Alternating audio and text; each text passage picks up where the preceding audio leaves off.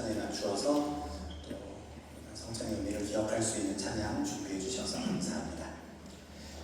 어제 그 주보 내용 제가 구역장님을 통해서 보내드리면서 전도연 전사님께 받은 그 기도의 제목들도 함께 공유를 해드렸는데요.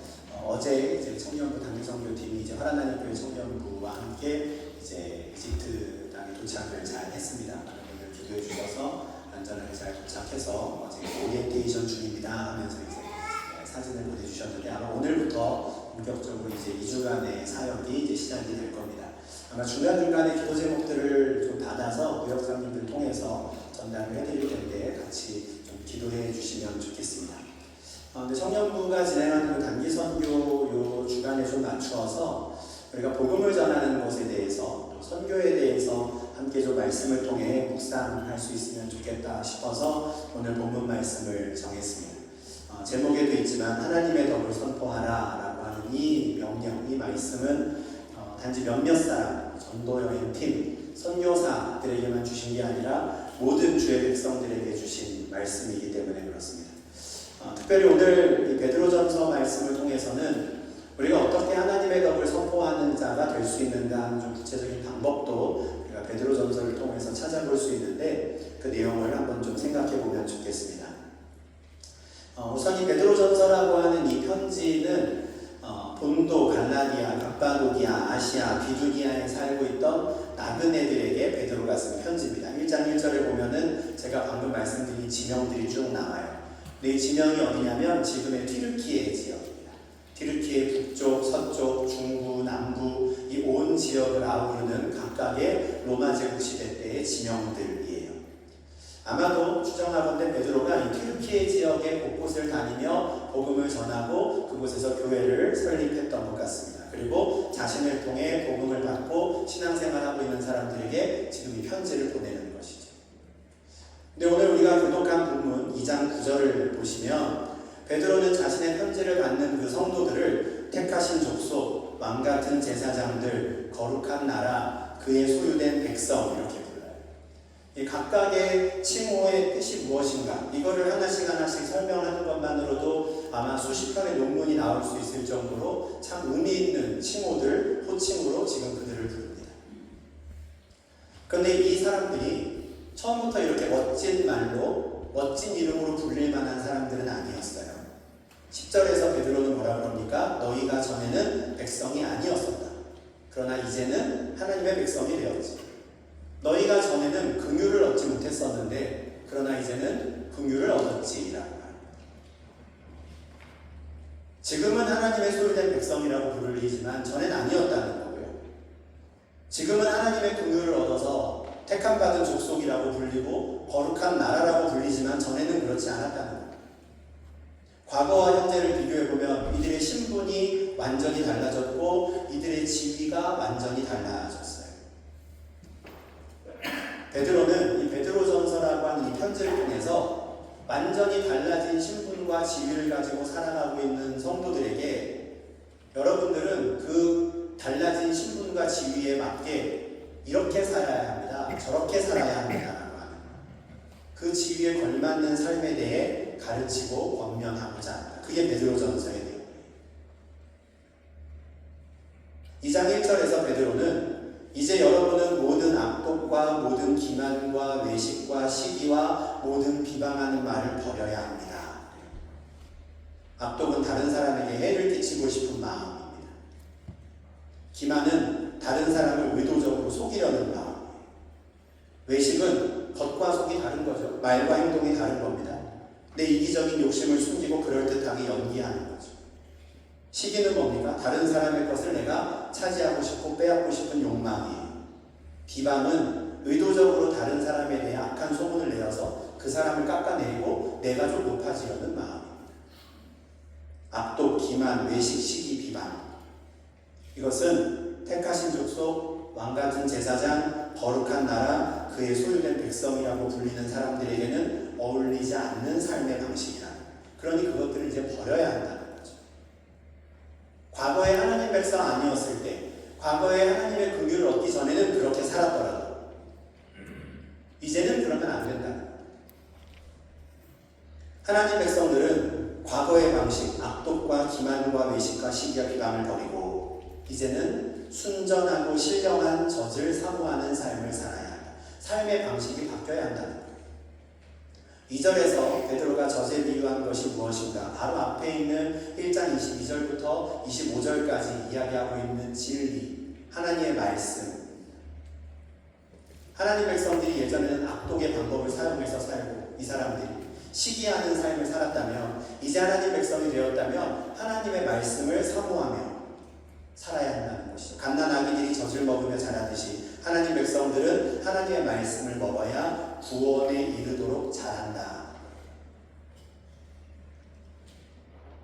성도들이 하나님 말씀을 사모하며 그것을 먹을 때 주의해야 할 게 있습니다. 순전하고 신령한 젖을 먹어야지 오염된 걸 먹으면 안 된다는 거예요. 불순물이 섞인 걸 먹으면 안 된다는 겁니다. 성도들은 오직 순전하고 신령한 말씀을 찾아 먹어요. 그리고 그 말씀을 먹을 때 구원에 이르도록 자라는 겁니다. 근데 문제는 하나님의 긍휼을 얻어서 완전히 새로운 신분과 지위를 얻었다고 해도, 그래서 이제는 택하신 족속 왕같은 제사장이라고 불린다고 해도 타락한 육신의 본성까지 완전히 떨쳐버리지 못한 것, 그것이 성도들의 현실이라는 점입니다. 그래서 성도라고 불리는 자들 중에도 순전한 하나님의 말씀을 사모하고 그 말씀에 순종하는 삶을 살기보다는 여전히 과거의 습관과 과거의 방식에 매여 있는 사람들이 있어요. 이런 자들을 향해 베드로가 3절에서 권면하는 겁니다. 너희가 주의 인자하심을 맛보았다면 그리해야 한다. 너희가 주의 인자하심을 맛보았다면 순전한 젖을 사모해야 한다. 아직 온전히 하나님의 말씀을 따르지는 못한다 하더라도 조금이라도 주의 인자하심을 맛보았다면, 조금이라도 하나님의 긍휼을 얻었다면, 그래서 택하신 족속 왕같은 제사장 그의 소유된 백성이 되었다면 계속해서 순전하고 신령한 하나님의 말씀을 먹고자 애써야 한다는 거예요. 그래야 잘하는 거예요. 베드로가 2장 1절, 2절, 3절에서 하는 말과 9절에서 하는 말을 한번 좀 비교해 보시면 좋겠습니다.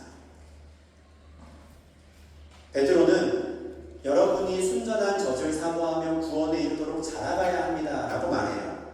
그런데 그 말을 누구라고 합니까? 누구에게 합니까? 이미 택하신 족속이라고 불리는 사람들에게 합니다. 이미 그의 소유된 백성이라고 불리는 자들에게, 이미 왕같은 제사장이 되었다고 말하는 자들에게 구원에 이르도록 자라가십시오 라고 말하는 거죠.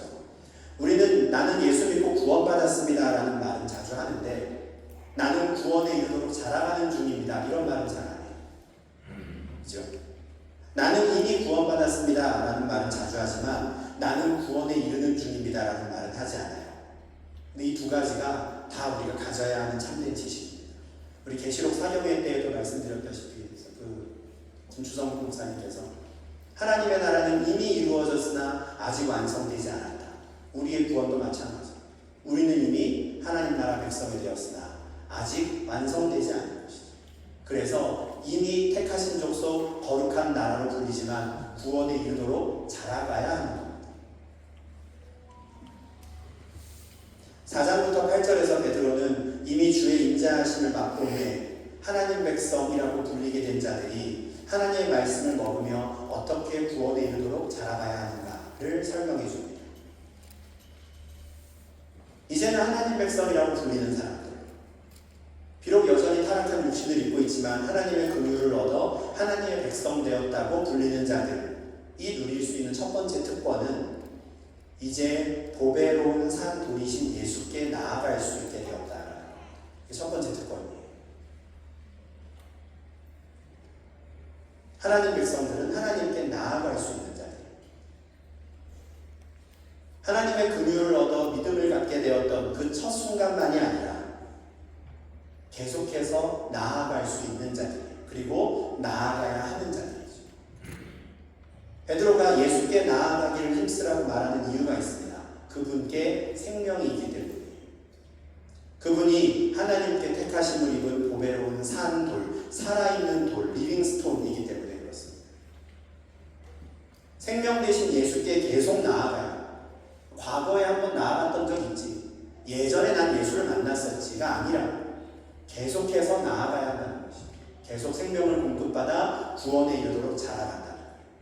그렇게 계속해서 예수께 나아가는 자들, 그래서 예수께 연락되고 연결된 자들, 그들의 모습을 베드로는 신령한 집이라고 부릅니다. 예수께 나아가 신령한 집의 일원이 되어야 한다. 그 집은 예수께서 모퉁이 돌이 되시는 집입니다. 하나님께서는 예수를 생명의 돌로 이 땅에 보내셨어요. 그런데 그 당시의 건축자들, 종교 지도자들은 예수를 버렸습니다. 쓸모없는 존재로 여겼어요. 예수 없이도 우리가 하나님의 집을 만들 수 있다고 생각했어요. 그런데 하나님께서는 그들이 버린 그 돌을 그대로 신령한 집의 모퉁이 돌로 삼으신 것이죠. 하나님께 택하심을 입은 돌이 된 것입니다. 그리고 이제 그 모퉁이 돌 대신 예수께 나아오는 모든 이들, 그들이 모퉁이 돌에 연결되고 결합되어 신령한 집으로 세워져 가는 것입니다. 그리고 그 집의 일원으로 날마다 생명의 양식을 먹는 것, 그것이 성도들이 구원에 이르도록 자랄 수 있는 유일한 길인 거예요.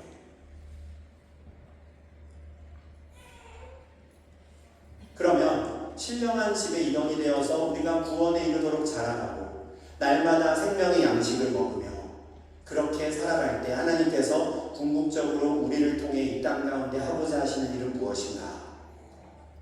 그 성도들 한 사람 한 사람이 하나님께 신령한 제사를 드리는 거룩한 제사장이 되기를 바라십니다. 우리 4절과 5절, 제가 지금까지 설명해 드린 말씀을 좀 요약한 말씀인데요. 4절, 5절 말씀 같이 한번 읽어보겠습니다. 시작. 사람에게는 버림바 되었으나 하나님께는 택하심을 입은 보배로운 산 돌이신 예수께 나아가 너희도 산 돌같이 신령한 집으로 세워지고 예수 그리스도로 말미암아 하나님이 기쁘게 받으실 신령한 제사를 드릴 거룩한 제사장이 될지니라. 아멘. 하나님의 백성이 된 자들이 할 일은 보배로운 산돌이신 예수께 나아가는, 그리고 그분께 붙는 거예요. 그러면 너희도 산돌같이, 우리도 예수님처럼 또 다른 사람을 내 옆에 붙이는 것. 그렇게 한 사람 한 사람 붙이는, 각각의 사람들이 거룩한 제사장이 되어서 다른 사람과 하나님을 연결하는 자들이 되는 것이죠. 너희도 산돌같이 신령한 제사를 드릴 거룩한 제사장이 될지라. 2장 9절에 있는 표현들이 참 멋진데요. 택하신 족속, 망같은 제사장, 거룩한 나라, 그의 소유된 백성. 이 멋진 표현을 베드로가 스스로 생각해낸 것은 아닙니다. 전부 하나님이 하신 말씀. 출애굽기 19장 5절 6절에서 하나님이 이스라엘 백성들과 처음 언약을 맺을 때 같은 표현을 사용하십니다.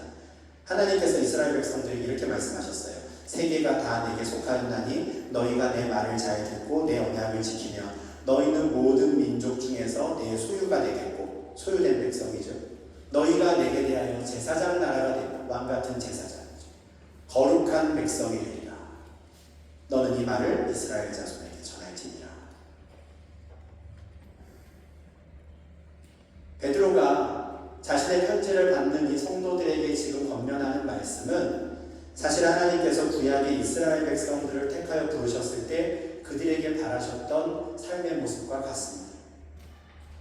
하나님은 온 열방이 하나님의 것이나 그 모든 민족 가운데 이스라엘을 먼저 택하셨어요. 이스라엘만을 택하신 게 아니라 먼저 택하신 겁니다. 먼저 이스라엘을 택하셔서 그들이 제사장 나라 거룩한 백성이 되어주기를 바라셨어요. 그래서 이스라엘 외에도 주변에 있는 모든 민족들을 하나하나 하나님께로 인도하는 제사장 역할을 해주기를 바라셨던 거죠. 사실 하나님께서 이스라엘에게 주신 가나안 땅은 참 묘한 곳입니다. 여러 민족과 나라들에게 둘러싸여 있는 땅이었고요. 인류 역사에서 가장 찬란하게 꽃피었다고 하는 그 문명들, 메소포타미아 문명과 이집트 문명에 둘러싸여 있는 한복판에 있는 땅입니다. 근데 하나님께서는 이스라엘을 딱 그 땅에 집어넣으시면서 그곳에서 내 말을 잘 듣고 내 언약을 지켜라 라고 하시는 거예요. 메소포타미아 문명권에 갈대아 우르에게 살고 있었던 아브라함에게 너의 고향과 친척과 아비집을 떠나라고 하셨고, 애국 문명권에 살고 있었던 아브라함의 후손들에게는 애국 땅의 풍속을 따르지 말라고 하셨습니다. 그리고 그들이 살게 될 가나안 땅에 들어가서도 가나안 땅의 풍속도 따르지 말라고 하셨죠. 하나님께서는 이스라엘 백성들이 그 가나안 땅에서 여호와의 말씀과 언약을 지키며 다른 문명, 다른 민족, 다른 나라와는 구별된 삶을 살기를 바라셨어요. 그렇게 그들의 구별된 삶의 방법이, 그들의 다른 삶의 방식이 주변의 모든 나라들에게 신선한 충격을 줄 수 있기를 바라셨던 거예요. 인간 왕이 없어도 평화롭게 사는 나라, 인간 지도자가 없어도 가난한 자가 없고 굶어 죽는 사람이 없는 나라. 하나님의 율법을 가만히 들여다보면 하나님께서 사람들에게 알려주고자 했던 사회의 모습이 그러해요. 자신들과는 전혀 다른 방식으로 사회를 운영해가고 공동체를 이루어가는 이스라엘 백성들을 보며 주변에 있는 모든 나라와 민족들이 이스라엘이 섬기는 신에 대해 궁금해하기를 바라신 겁니다. 저들의 신은 대체 누구길래 저들을 저렇게 먹이고 입히는가? 그리고 그들도 이스라엘의 하나님을 섬기고자 하는 마음을 갖기를 바라신 거예요. 그렇게 이스라엘이 주변의 모든 나라와 민족을 여호와께로 인도하는 제사장 나라가 되기를 바라신 거죠. 그러나 이스라엘은 그렇게 하지 못했습니다. 하나님이 우리만 택했다고 착각했어요. 자신들을 택하신 이유를 전혀 이해하지 못했던 거죠. 심지어 주변에 있는 나라들이 이스라엘을 부러워해야 하는데 이스라엘이 오히려 그들을 부러워했습니다. 이방 나라들로 하여금 이스라엘의 신을 섬기고 싶은 마음이 들게 해야 되는데 이스라엘은 오히려 그들이 이방 나라들의 신들을 가져와 섬겼습니다. 이방 나라들에게 이스라엘의 하나님을 자신들의 왕으로 세우고자 하는 마음이 들게 했어야 되는데 이스라엘이 뭐라 그럽니까? 우리도 다른 모든 나라처럼 사람을 왕으로 세워주십시오. 구약의 이스라엘 백성들은 하나님께서 그들을 먼저 택하여 부르신 이유를 전혀 이해하지 못했고 그 뜻에 순종하지 못했습니다.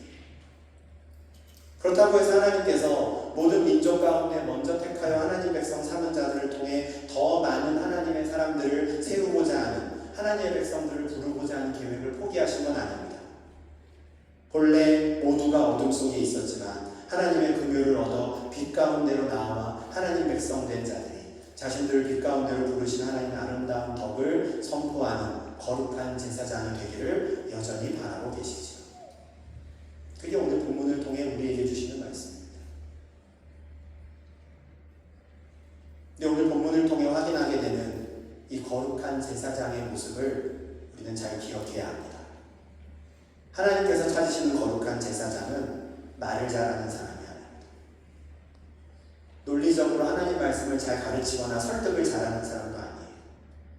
하나님께서 찾으시는 거룩한 제사장은 압독과 기만과 외식과 시기와 비방을 버리고 하나님의 말씀을 사모하고 그 말씀에 순종하며 사는 사람, 주의 인자하심을 맛보고 하나님의 백성 된 후에도 여전히 세상 속에서 살아야 하지만 더 이상 세상의 풍속과 법도를 따르지 않고 이제는 순전한 하나님의 말씀을 따라 살며 어둠 속에서 살아가고 있는 자들에게 신선한 충격과 물음과 도전을 주는 것, 이것이 바로 하나님께서 바라시는 거룩한 제사장의 모습입니다. 우리 한 사람 한 사람이 옛 습관을 버리고 날마다 산 돌이신 예수께 나아가기를 힘쓰고 예수께서 모퉁이 돌이 되시는 그 신령한 집의 일원이 되어서 하나님께 신령한 제사를 드리는 거룩한 제사장이 되어야 해요.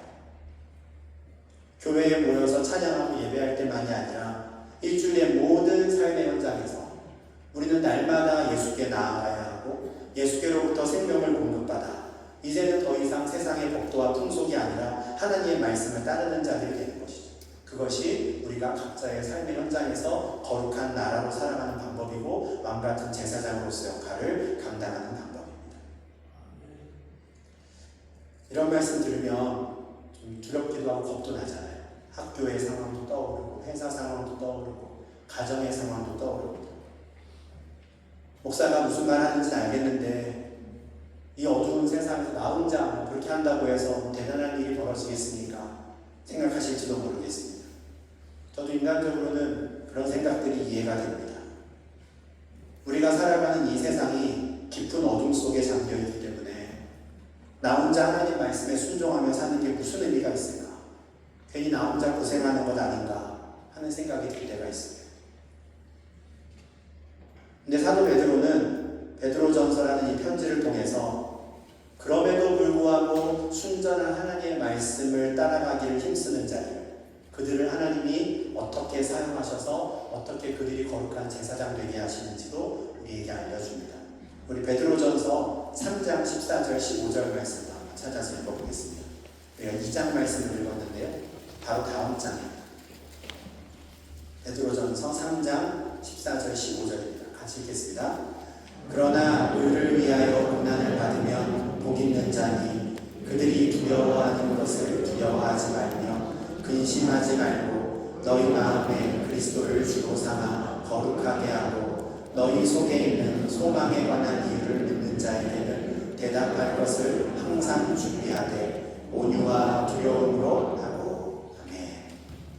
우리가 이 세상에서 순전한 하나님의 말씀을 따라 산다고 해도 눈 하나 깜짝하지 않는 사람들이 훨씬 더 많습니다.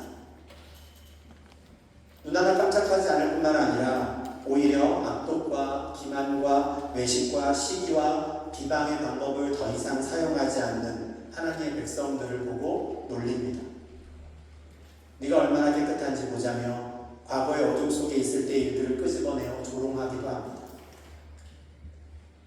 그럼에도 불구하고 하나님의 백성들이 계속해서 순전하고 신령한 젖을 사모하며 예수께 나아가기를 힘쓴다면, 그래서 그들이 하나님이 기쁘게 받으실 신령한 제사를 드리는 거룩한 제사장으로서의 삶을 산다면 하나님의 백성들을 조롱하고 비방하는 수많은 사람들 가운데 그들에게 질문하는 사람이 한 사람 나타날 거랍니다. 100명 중에 한 명이라도, 1000명 중에 한 명이라도 당신은 왜 그렇게 사십니까? 라고 묻는 사람들이 나타난다.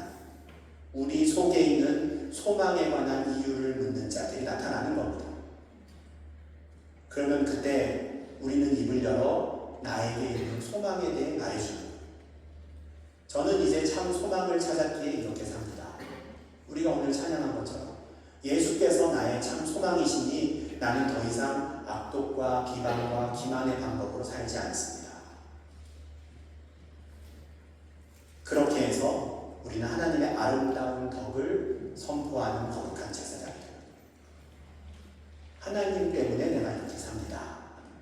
하나님이 나를 변화시키셨습니다. 고백합니다. 하나님의 덕을 선포한다는 것, 말이 앞서는 게 아닙니다. 삶의 방식이 먼저여야 합니다. 우리는 그동안 말이 너무 앞섰어요.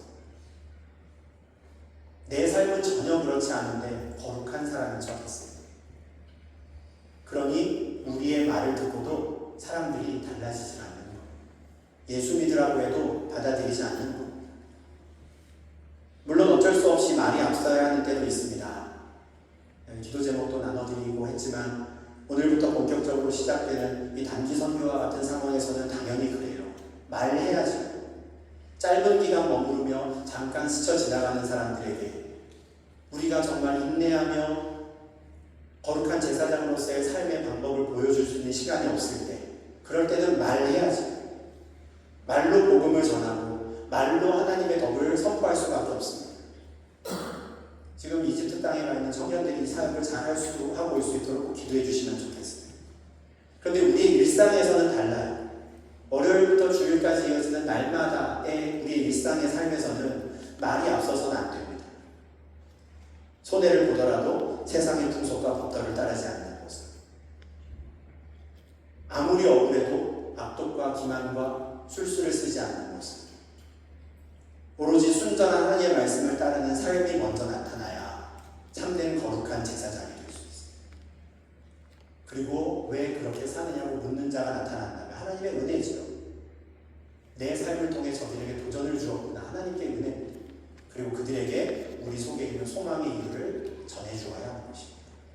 우리가 주의 인자하심을 맛보았으면 그리해야 하는 것입니다. 우리가 전에는 백성이 아니었지만 이제는 하나님 백성이 되었고, 전에는 긍휼을 얻지 못했지만 이제는 긍휼을 얻었습니다. 이제는 육신의 타락한 본성을 버리고 순전한 하나님의 말씀을 사모하며 구원에 이르도록 자라기를 힘쓰는 저와 여러분이 될 수 있기를 바랍니다. 그리고 우리 모두가 우리의 모든 삶의 영역에서 그 이름도 찬란한 택하신 족속, 왕같은 제사장, 거룩한 나라, 그의 소유된 백성답게 살아가며 하나님의 아름다운 덕을 선포하는 자들이 될 수 있기를 주님의 이름으로 축원합니다. 기도하겠습니다. 하나님 아버지 감사합니다. 저희가 전에는 긍휼을 얻지 못하였고 전에는 하나님의 백성 아니었으나 이제는 우리에게 긍휼을 베풀어 주시고 하나님 백성 되게 하셔서 거룩한 제사장, 택하신 족속으로 불리게 하시니 주님 감사를 드립니다. 이제 하나님의 백성이라 불리는 이 거룩한 칭호에 어울리도록 날마다 우리의 산 돌이신 생명이시오 소망이신 예수께 나아가 정말 하나님 앞에 영광 돌리는 거룩한 제사장으로 살아갈 수 있도록 주님 인도하여 주시옵소서. 날마다 매 순간 주께로부터 생명을 공급받으며 우리가 주께 받은 생명을 이웃들에게 나눠주는 하나님 백성 되게 하시고 우리를 통하여 우리를 어둠 속에서 빛 가운데로 인도하신 하나님의 아름다운 덕이 날마다 선포되고 자랑이 되어질 수 있도록 주님 저희를 사용하여 주시옵소서. 때로는 두려울 때에도 주님 용기를 내게 하시고 담대한 마음으로 과거의 방식과 과거의 습관들을 버리게 하시고 세상의 풍속과 법도가 아니라 순전한 하나님의 말씀을 쫓아 살아가며 구별된 자로 하나님을 사랑하는 자로 살아갈 수 있는 저희 될 수 있도록 인도하여 주시옵소서. 예수님의 이름으로 기도합니다.